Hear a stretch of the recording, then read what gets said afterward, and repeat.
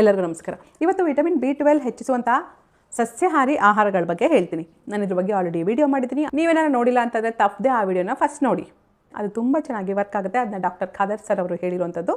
ಇವತ್ತು ಇನ್ನೊಬ್ಬರು ಆಯುರ್ವೇದಿಕ್ ಡಾಕ್ಟ್ರು ತುಂಬ ಸಿಂಪಲ್ಲಾಗಿ ಇನ್ನೊಂದು ಹೇಳಿದರು. 1 ಕಪ್ ಅಂದರೆ 1/4 ಲೀಟ್ರು 250 ml ಅಷ್ಟು ಮೊಸರು ತೊಗೊಳ್ಳಿ. ಆ ಮೊಸರನ್ನ ಚೆನ್ನಾಗಿ ಕಡಿಬೇಕು.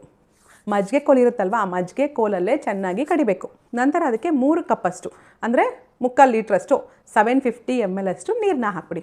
250 ml ಅಷ್ಟು ಮೊಸರು ಚೆನ್ನಾಗಿ ಕಡಿಬೇಕು.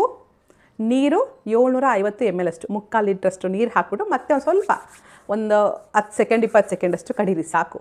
ಈ ಮಜ್ಜಿಗೆನ ಅಂದರೆ 1 ಲೀಟರಷ್ಟು ಮಜ್ಜಿಗೆ ಆಗಿದೆ. ಈ ಮಜ್ಜಿಗೆನ ಮಣ್ಣಿನ ಮಡಿಕೆಯಲ್ಲಿ ಹಾಕಬೇಕು. ಆ ಮಣ್ಣಿನ ಮಡಿಕೆಗೆ ಮುಚ್ಚಳನ ಮುಚ್ಚಿಡಬೇಡಿ. ಕಾಟನ್ ಬಟ್ಟೆ ಅಥವಾ ಕಾಟನ್ ಪಂಚೆ ಇರುತ್ತಲ್ವ ಅದನ್ನು ಕಟ್ಬಿಡಿ. ನೀವು ಅಂಬಲಿ ಮಾಡ್ಬೇಕಾದ್ರೆ ಕಟ್ತೀರಲ್ವ ಅದೇ ರೀತಿ ಇದಕ್ಕೂ ಕಾಟನ್ ಬಟ್ಟೆಯಿಂದ ಚೆನ್ನಾಗಿ ಕಟ್ಬಿಟ್ಟು ರಾತ್ರಿ ಎಲ್ಲ ಹಾಗೆ ಬಿಡಬೇಕು.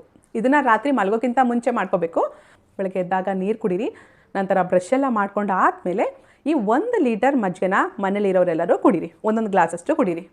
ನಿಮಗೆ ಬೇಕಾಗಿರುವಂಥ ಪ್ರೋಬಯೋಟಿಕ್ಸ್ ಒಳ್ಳೆ ಬ್ಯಾಕ್ಟೀರಿಯಾ ಸಿಗುತ್ತೆ. ಈ ಪ್ರೋಬಯೋಟಿಕ್ ಹೆಚ್ಚಾದರೆ ವೈಟಮಿನ್ B12 ಕೂಡ ಹೆಚ್ಚಾಗುತ್ತೆ. ಫರ್ಮೆಂಟ್ ಆಗಿರುವಂತಹ ಮಜ್ಜಿಗೆ, ಅನ್ನದ ಗಂಜಿ, ಸಿರಿಧಾನ್ಯದ ಅಂಬಲಿ ಈ 3 ಕೂಡ ಬೆಸ್ಟ್ ಪ್ರೋಬಯೋಟಿಕ್ ಫುಡ್ಸ್. ವೆಜಿಟೇರಿಯನ್ಸ್ಗೆ ಬೆಸ್ಟ್ B12 ಫುಡ್ಸ್.